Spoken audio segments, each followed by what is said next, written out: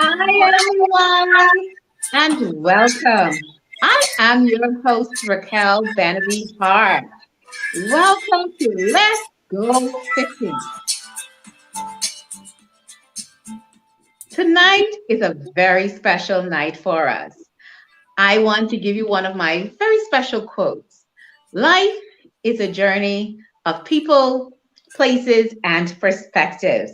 And welcome to the wonderful island, jewel of the Caribbean, the Bahamas. But more specifically, welcome to Grand Bahama Island. I am so delighted to be here with you tonight to talk about my journey on Let's Go Fishing. What is this all about? For many of us in the Caribbean region, fishing is a part of everyday life. It's a part of our culture. We eat fish almost every single day. Living on the water is just something that is just common. So many people travel to our respective islands just to be able to see our tranquil waters and seas. And so I have this opportunity to talk to you a little bit about a project that I had the privilege to undertake in 2018. Yes, this journey started from 2018. So, some 3 years ago, I was appointed as a mentor in this particular project. What is this project all about? It is called Pisces, the Pisces Project. And so, let me give you the acronym for Pisces. It's Powering Innovations in Civil Society and Enterprises for Sustainability in the Caribbean. Now, that's a mouthful. And so I want you now to type that in, hashtag Pisces. And the acronym means Powering Innovations in Civil Society and Enterprises for Sustainability in the Caribbean. And so, yes, our objective for this project is to support innovative actions by Caribbean civil society and coastal community, small and micro enterprises for conservation of marine and coastal biodiversity and development of sustainable and resilient livelihoods. Okay, folks, that was a mouthful. What does that have to do with fishing? A whole lot. I put it simply as this: it's this project undertaken allows us to understand how can we use our environment safely in order to earn a livelihood for our various communities. And one of the fishing communities that we will be visiting during the course of this project is with our East Grand Bahama fly fishermen community. More specifically, I was delighted to be engaged with Captain Philip Thomas, who today, by the way, it's his birthday. So happy birthday, Captain Philip Thomas. Thank you for being a part of this project and for allowing me to work with you over the past 2.5 years. And so today we are very excited to report to you about this journey. Now, when this journey started for me in 2018, I was a little bit surprised. I want to thank Marcia Brandon, who was one of the initial contacts who connected me with Canary. Canary, which is a regional stakeholder, and they were the ones who were getting me on board, ensuring that I was equipped and prepared to be able to bring impact into the community here in Grand Bahama Island. And so this journey started in 2018, April 2018, when I was officially appointed a mentor for this particular program. And I had to pack my bags, got on a plane, all excited because there were other women and men from within the region who I had the opportunity to collaborate and train with during this time. And so my first stop in 2018 was in Grenada. And so that was my first time. Very interesting, very powerful experience where the basics of what we will be doing and equipping ourselves with the tools to be able to assist our various mentees and organizations. That's where the foundation was established. And so I want to say a special thank you to Sandy, Akuzwa, Nicole, all the wonderful folks that I met through Canary. They have been extremely and continue to be a support system to us. And so we're not in this alone. You may see Raquel Benavi Hart today representing Grand Bahama Island in the Bahamas, but there are a number of wonderful, exceptional mentors who are part of this program representing various countries throughout the region: Jamaica, Trinidad, Grenada, St. Vincent and the Grenadines, and so many others that I have been delighted to work with and to learn from. And so that was my first stop. Very exciting, very intense time to be able to engage and understand biodiversity, what all these terminologies were, what the expectations were, how were we going to bring impact into the community. And so I am so delighted that during these past 2.5 years, the support from Canary has been exceptional. There was no question that was asked that was not answered, no support. And Canary has taken this a step further. in terms of even providing micro grants. And so my client, or rather my mentee, is also a wonderful recipient of a micro grant that has helped him in rebuilding during this time. And so I'm going to come back a little bit. And so I just wanted to give you a brief introduction into the program, what we're going to be talking about, but it really is all about my mentee and his journey and the impact. But that journey started with a contact. So upon return home here to the Bahamas, I started looking for what would be the ideal community that can benefit from this impact and that there's alignment with what the Pisces project was all about and what we wanted to accomplish here on the island of Grand Bahama. And so my first stop was to a wonderful gentleman who's always been a resource to me, Mr. Ellsworth Ware from the Bahamas National Trust, who was also a stakeholder partner in all of this program exercise. So let's take this time and hear from Ellsworth Ware and a little about what he does and how he has helped me connect with Captain Philip Thomas. Good day. My name is Ellsworth Ware. I'm the Grand Bahama Parks Manager for the Bahamas National Trust.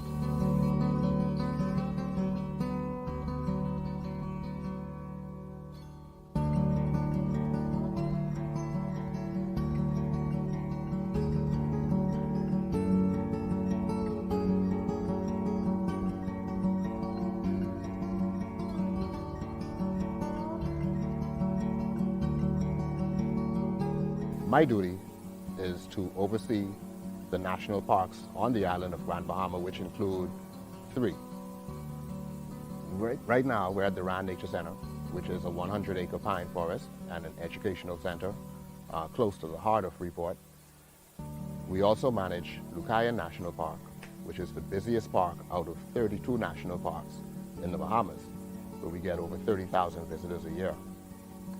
The third park on Grand Bahama is Peterson Key, which is the smallest park in the national park system in the Bahamas.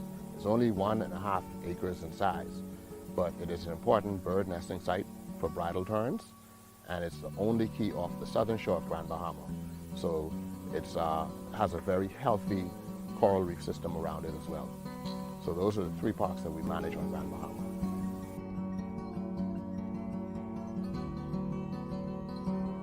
So marine protected areas are very important when it comes to preserving our livelihood for future generations. For example, the Exuma Land and Sea Park was the first marine protected area to be ever created in the world. At the time when this park was created, stocks of marine life were really low, and almost in some cases, some species were actually dwindling on the verge of decline.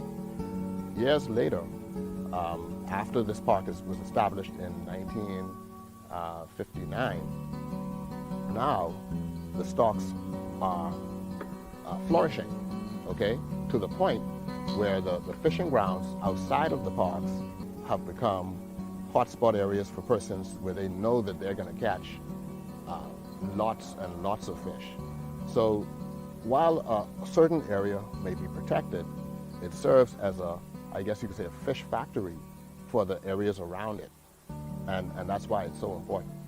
So in Grand Bahama, there's Peterson Key National Park and Lucayan National Park, where the marine components of those areas became protected in 2015.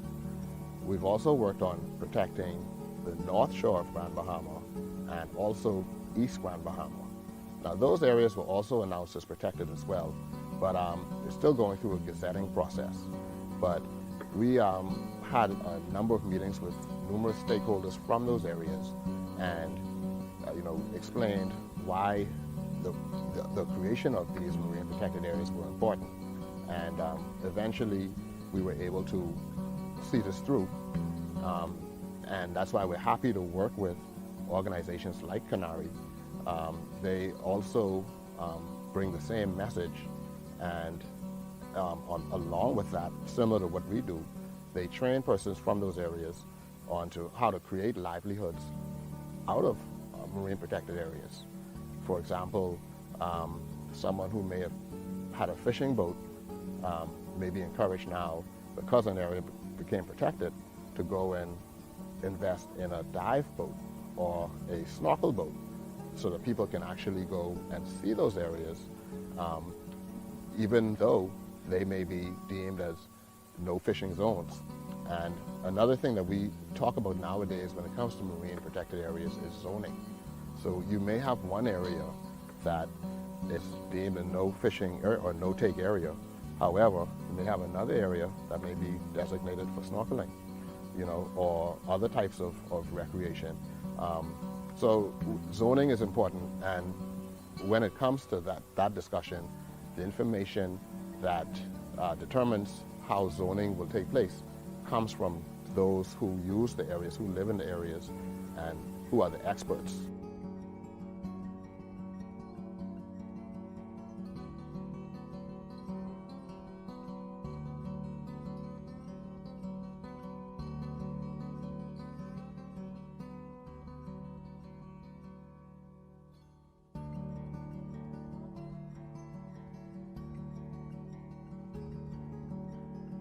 This project is very important.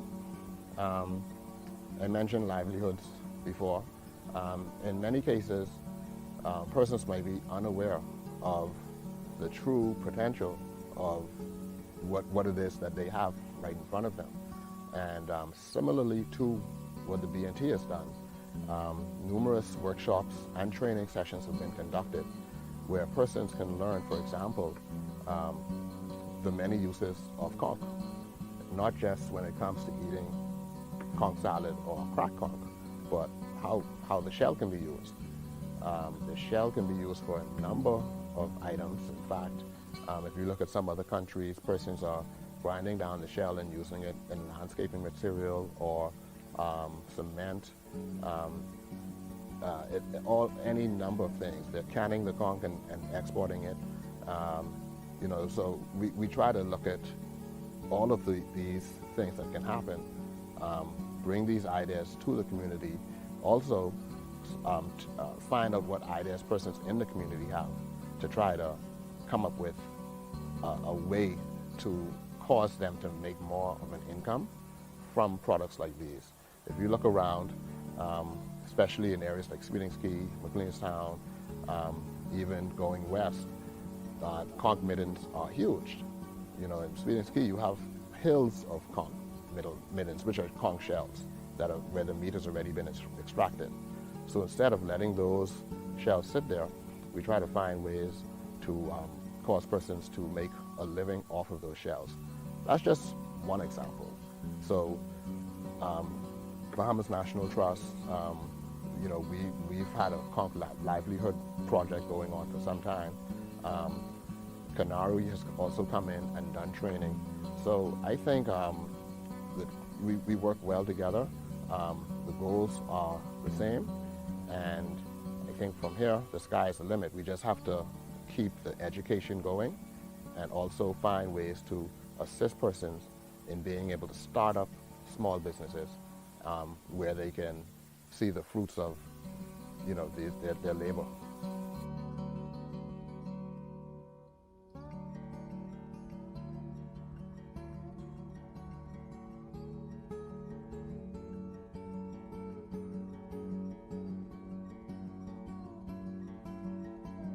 With these projects, the outcome that we expect is varied.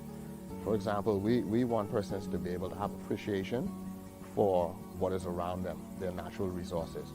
A lot of times we see it every day, but we don't really realize what it is that we have. So, we just want them to have that appreciation for it. We also want our people to benefit from these resources as well, whether that be through making an increased income from them, or finding ways to become more creative, even artistically. Any number of ways. We just want persons to be able to use these resources because they're there. And for years and years, we haven't taken full advantage of them. So those are the two main points that we look at. Of course, income is number one. That's, everyone needs to make an income to survive. but we have to look at out of the box strategies to be able to make this happen.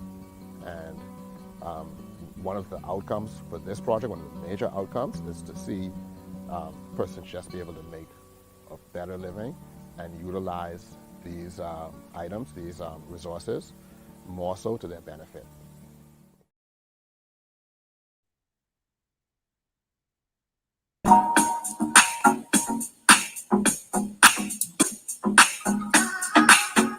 Wow, we're back. Thank you, Ellsworth Ware from the Bahamas National Trust. You know, he was one of my first stops that I made once I got a handle of the project and what was expected of me. And I was a bit nervous because I was uncertain if I would be able to find the right fit.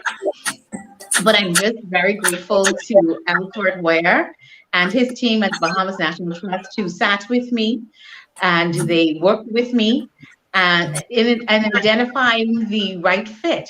And that's how we got to meet Captain Philip Thomas because Elsewhere knows everybody in the coastal communities and the work that they're doing because they're very, very actively involved in those communities. And so this collaboration with Bahamas National Trust as a stakeholder in our community was golden for me. And so I just want to welcome all of you who are just tuning in to Let's Go Fishing. I am your host, Raquel Benaby Hart, a mentor with the Pisces Project. And it's been a long journey. Some days it was very difficult to be able to keep up with everything and the requirements of meeting with my mentee. As you know, Grand Bahama is a very large island. We showcased a bit of it just a moment ago, some 538 square miles.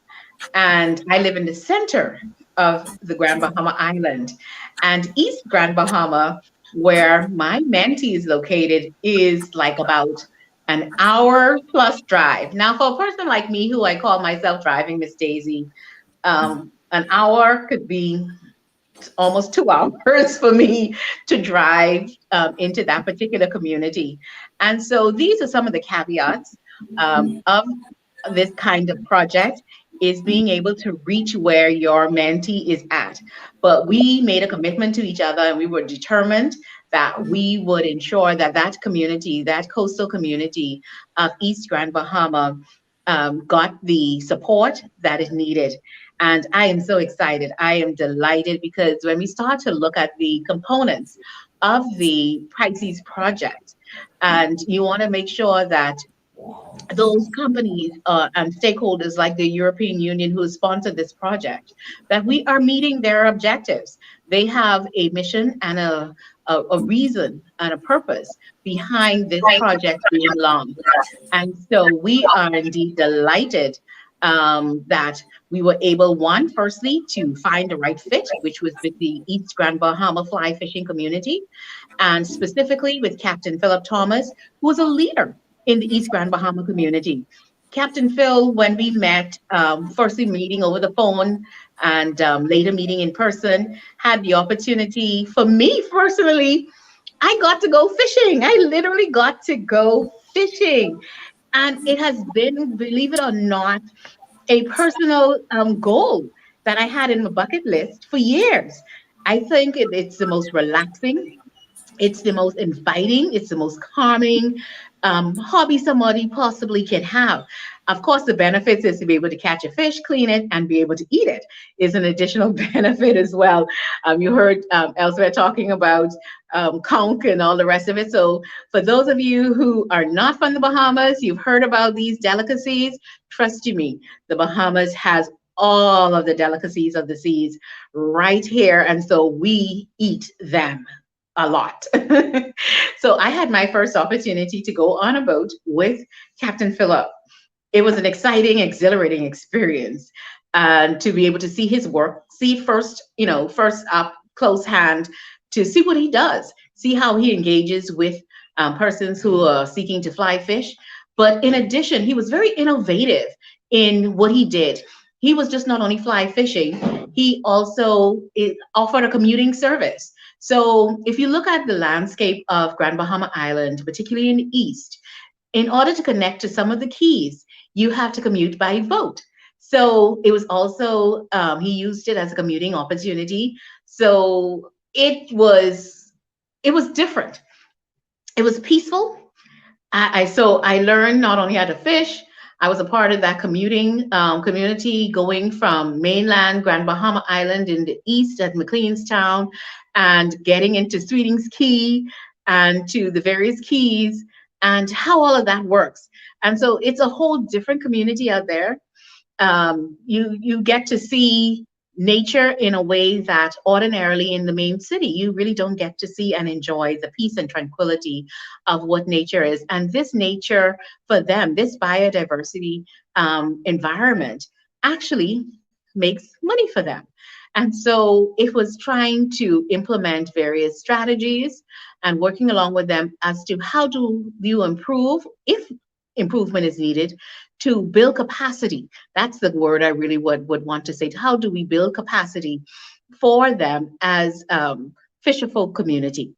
And so some of the components that we worked on was in terms of strengthening civil society, strengthening SMEs, documenting innovation and regional innovation programming, and also advocacy.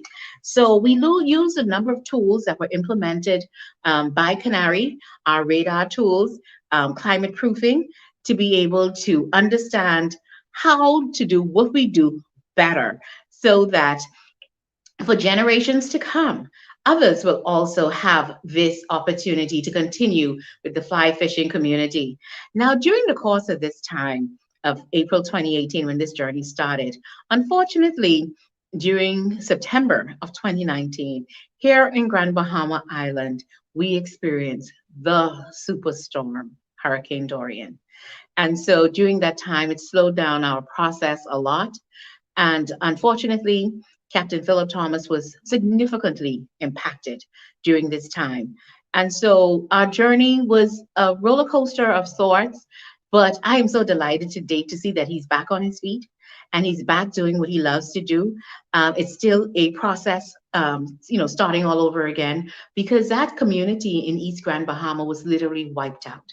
Unfortunately, we also had deaths during this course of time. And as we talked to Captain Phil tonight, he also, like I said, he's celebrating a birthday, and he and his wife Romelda are watching. They've become family to me during this course of time, spending so much time with them. The grandson, who was actually the one who taught me how to bait, unfortunately, he lost his life during Hurricane Dorian. And so we just want to take time to pray for the family of Captain Philip Thomas and their experiences during this time, and the East Grand Bahama community as a whole. It was a significant loss of home, loss of memory, of things that meant so much to so many people, to go back and to not see your home any longer, not to see loved ones any longer. It was a significant impact to this community. But we are also thankful to Canary, who stepped in post Hurricane Dorian and who assisted greatly. Nicole, we love you here on Grand Bahama Island. Thank you for all that you have been doing. Thank you, Akuzwa and Sasha, and those who were also here on Grand Bahama Island and had an opportunity to meet Captain Phil and family up close and personal before Hurricane Dorian. And so they felt his pain during this time. And so we want to take this time to once again shout out happy birthday, Captain Phil. And we're going to talk to him just for a few moments and talk about his journey with me and this project and what it's been like. And we're going to do a little bit more, probably a one or two trivias at the end of the day, to make sure that you are really listening to what we were saying here today, because it's all about impact. It's all about bringing change and better for our various communities. And so let's hear from Captain Phil, the man himself.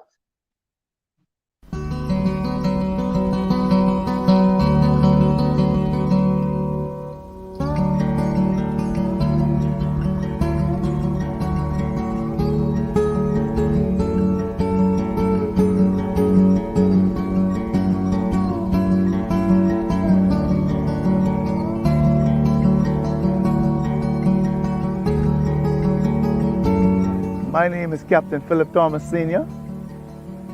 And I got started in the fly fishing business approximately 25 years ago. It was during the time when the Ministry of Tourism used to hold the Bahamas Invitational, World Invitational Fly Fishing Tournament. I actually took part in it as a spectator. And one day, while me and my wife was studying online, we saw where fly fishing was one of the fastest growing industries in the world, especially in the United States. And basically I got started basically from there, but I fished basically all my life, Growing up in the fishing village of McLean Stand, I know we were known for the corn cracking capital of the world, but basically we are fishing, it used to be fishing farming. And nowadays, for the younger folks, it's basically fishing, a little farming.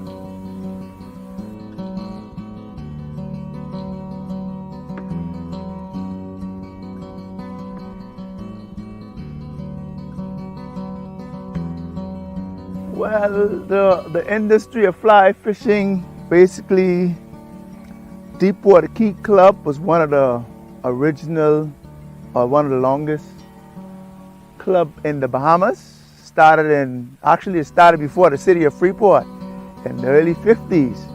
They used to have to take a seaplane or come right out there to the road by the missile base and boat all the materials out to Deepwater Key or McLean Stand by boat, So actually, that was an industry in itself because, like I said, it was there before the city of Freeport,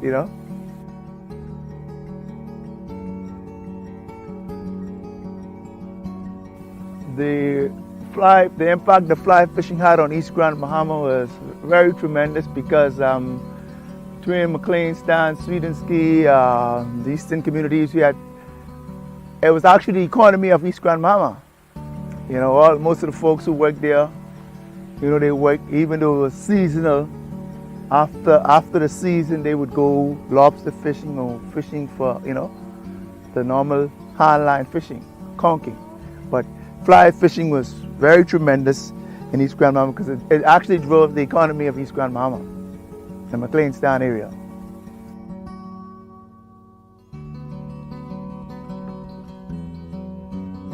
Well, a typical day, basically I used to pick up from the hotels in Freeport, even as far as Old Bahama Bay. And as years went on, I actually had a little lodge, a little camp, 4-room camp out on Peterson Key, where I would house people who didn't want to stay in the city. But basically I used to work around the hotels, even like any one of the little small lodges like Bishop's, or one of those lodges. But after we got started, we tried to get like an 8-hour day fishing. We start like 8 o'clock, end at 5, and that's fishing time. So my typical day would start from probably sometimes 6 o'clock, 5, 6 o'clock, depends on where the pickup is. And we would get to the boat, try to get to the boat by 8, be out on the water by 8. We fish until 4:35. And it depends on the angler's skill. You can get anywhere from 4 to 5 up to 10 fish, 15 fish.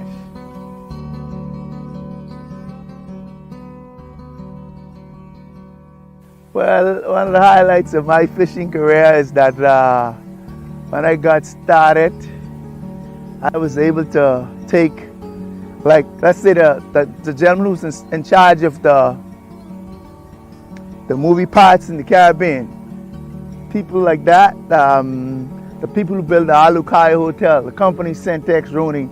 I had clientele like the bone doctors from Johnson & Johnson, so what, it's a high-end clientele, a lot of the folks have their liquid cash, so really they don't feel for money.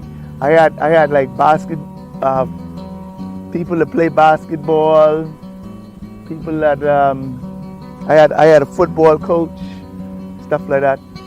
Guy by the name of Bill Parcell, not the one that was with, I think he was with the Bills, not the one that was with the New York Buffalo Bills, but clientele like that. doctors, lawyers, and you had clientele from, they come from all over the world. I had doctors from down under, and I was able to build a relationship instead of them being clients. A lot of them actually became friends. Like basically after the storm, a lot of them came and tried to assist. They wanted to know, how I fared, how my family fared, and stuff like that. They brought humanitarian aid. So, what can I say? I think the whole of my career was, really exciting,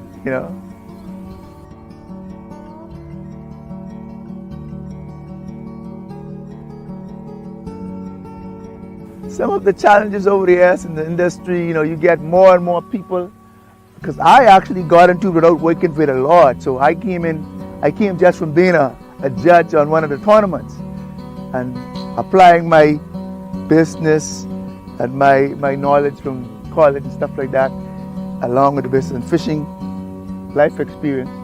I was able to make this work. And a lot of the guys who was in the business, a lot of them actually started to get involved as independent guides and starting, a couple of camps. With my company, I had several companies that bounced off of my company. Like a couple of guys used to work along with me. I had a guy in Bimini, one of my cousins, Eagle Eye, Freddie, Captain Freddie Roll. He have a very good guide service going on in Bimini, and Bernard Bowens, several other people. I had Captain Perry before he passed. So I saw my company, like they say in biological terms, buying a fishery, it actually split up, different companies branch off from it.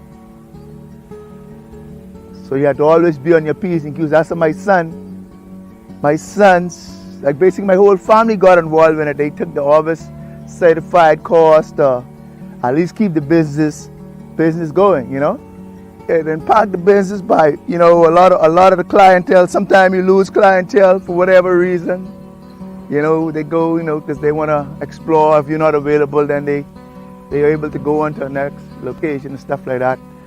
And I would say more competition, So every day you got to strive to do that, give that 100%, service.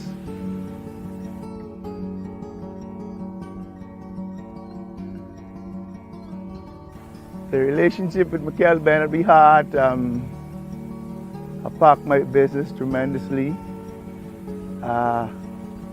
When we started out, she had never even caught a fish, and I took her to Peterson Key while I pulled up alongside a restaurant called the Seagull. She caught several fish, and she was so excited. Even my grandson, he assisted her. He was just about around 7. Between 6 and 7 at the time. So, we were able to, grow into basically friends. Even though she was my mentor, she really helped me and assisted me in getting the grant from the SME.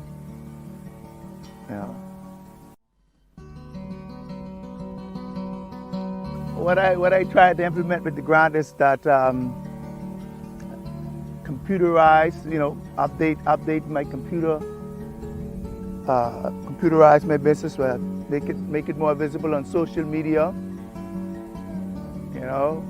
and try to get a lot of the underwater shots, stuff like that, where people could actually see, because they say a picture tells 1,000 words. So I would be able to upload that picture, on Snapshot or any one of the social media venue.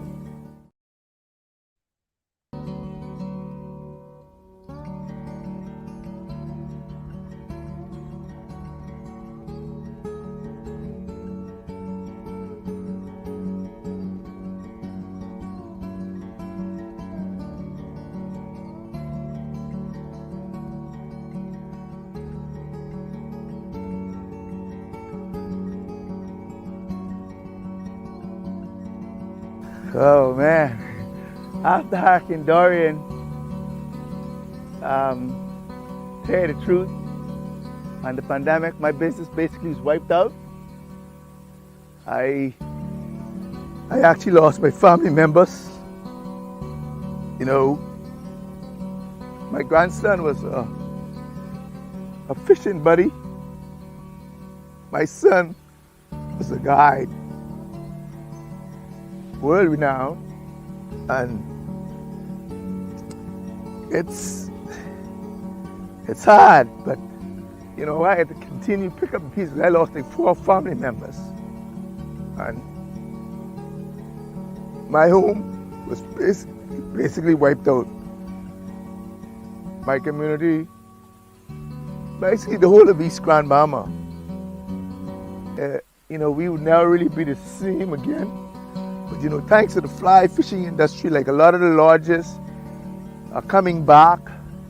As they, you know, we're able to assist the people who work for the lodges in the community to bounce back in terms of material possession. But everybody was affected by some way, somehow. I normally tell people, like, you know, a lot of people lose material things, but me and my family, we lost lives. I lost two generations of family members. You know, me and my grandson and my granddaughter, we were really close. And my son, because he was a part of the business. And I was actually looking to back aside and hand this business down through my family, you know. So Dorian, you know, it was very unforgettable. You know, my life wouldn't be the same, but thanks be to God, you know, I'm still standing. I pick up the pieces and continue to move on.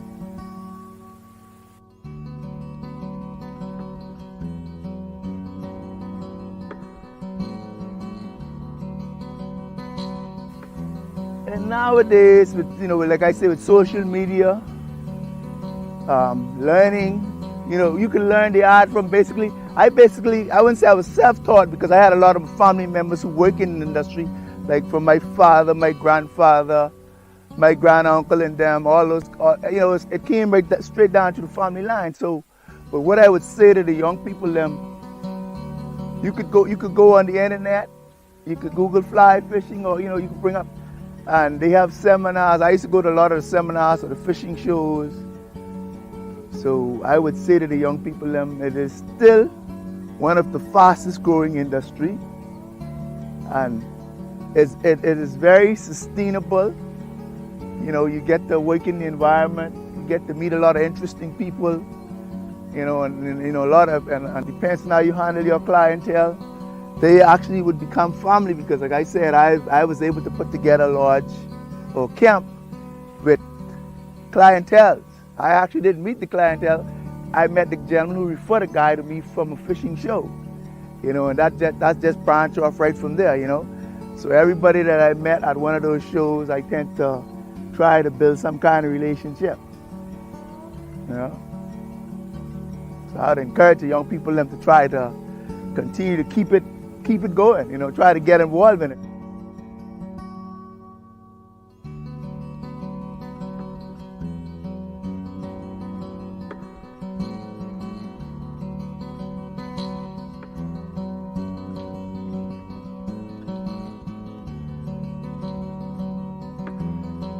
Pelagic Nation, every island is surrounded by water, so you can learn to fish, and you could self-taught, you could be self-taught, because there's a lot of teaching, instructional material online or on the internet that you can get to, you know, do it. And basically you can wade along the beach, take your rod, all different, just like golfing, practice, you know.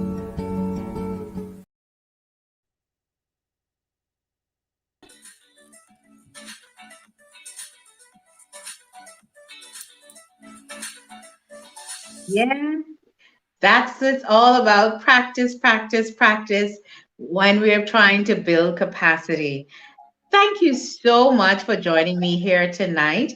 I have been your host, Raquel Beneby Hart, and I just want to do a little recap with you. So, for those of you who may be joining a little bit late in this session, you have been watching Let's Go Fishing, a virtual expo which captures the journey of Captain Philip Thomas my mentee here in the East Grand Bahama fly fishing community. I wish to thank him and his family and the entire East Grand Bahama community who have supported this effort. And so, just to let you know a little bit more, like I said, in a recap, this particular project is called Pisces. Now, I would like to see who can actually type or send me a message and tell me what Pisces is for. I'm going to say it one more time. I'm going to give you a heads up. Powering innovations in civil society and enterprises for sustainability in the Caribbean. So, the name of the project is called Pisces, and this project was sponsored by the European Union and managed through Canary. Canary has a wonderful team of persons who work along with them, and notably so, more directly, I've worked with Nicole, well, actually, there are two Nicoles. So Nicole Leotard, let me get the correct last name. Akuzwa, thank you so much, who's been there, who's been working directly with us as mentors.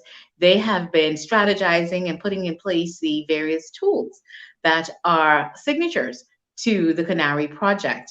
And those are the tools that we have been using to help build capacity for our mentees. And so again, the project, what the objective of the project was all about, is to support innovative actions by Caribbean civil society, coastal communities, small and micro enterprises for conservation of marine and coastal biodiversity and development of sustainable and resilient livelihoods. And so, as we talked about Hurricane Dorian, it gave us an opportunity to look at resiliency in a different format. And so climate proofing has been very, very big for us, and taking a look at how do we create a resilient coastal community in light of these types of phenomenons in the Caribbean region, particularly hurricanes for us here in the Bahamas. And so these tools have helped us to create a sustainable business for Captain Philip Thomas, and not just for him. By extension, as you can see, it's a community effort. And so it's just not him by himself. He is the lead, but there are other fly fishing guides as well. And it's become a generational work so it's a part of the culture. It's literally a fishing community. And so I am just grateful, and I want to be able to say thank you to all of the stakeholders, notably those from the project, the Pisces project in itself. And some of those will be listed at the end of the credits, as well as for those in Grand Bahama Island. I wish to once again say thank you to the Bahamas National Trust, in particular Ellsworth Ware, the park manager, who was very instrumental in working along with me to ensure the success of Captain Philip Thomas. And we also would like to thank all of the other fishing guides who have lent their support in some way or the other from the East Grand Bahama fishing community. I also want to acknowledge my colleagues, my fellow colleague mentors within the region. And I'm going to look at my phone a little bit. And so I want to give big shout outs to, let me get it all right. Okay, we have a Keisha from PT Martinique. Catherine, my good friend Catherine Forbes over there in St. Kitts and St. Nevis, Hopton Gooding in Jamaica, Jose in Haiti, Orisha in Grenada, Ricky, how can I not call my dear Ricky in St. Lucia, Tanya also in Trinidad, we have Annie, Guinea, who else would I have missed? I've met Dawn, I've met so many because Grenada was my first stop, and then I went on to Trinidad a year or two later to be able to work along with these other mentors as well.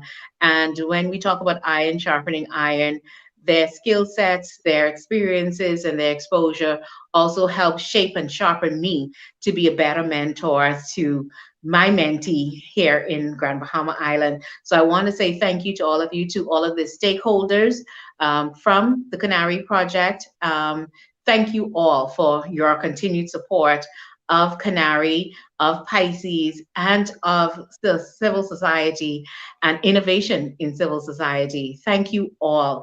And so tonight I have been your host. I hope I've kept you engaged and informed about the project and you are able to understand the project in itself and its objective. Our overall objective was to be able to build capacity to provide the tools and the skills to enhance and help those micro enterprises that are in our marine protected areas and our biodiverse, rather, our coastal environments as well. And so we were able to do that and help them to be able to make money doing that, ensuring that they understood the environment in which they work in is the environment that turns around and pays them at the end of the day. And so thank you for being a part of this journey with us. If you wish to have any further information, feel free to visit Canary's website, and they have a wealth of information about respective projects, this project in particular. And I am just delighted to be able to turn you over to Canary, who will be able to ably answer any questions, or feel free to inbox me, WhatsApp me, email me, Raquel Benaby at gmail.com. Any questions you may have about this project and how you too can get involved. Thank you so much for being a part of this journey here tonight with me. And remember, life is a journey of people, places, and perspectives. Come go fishing with me next time, right here on Grand Bahama Island in the Bahamas. God bless and see you again real soon.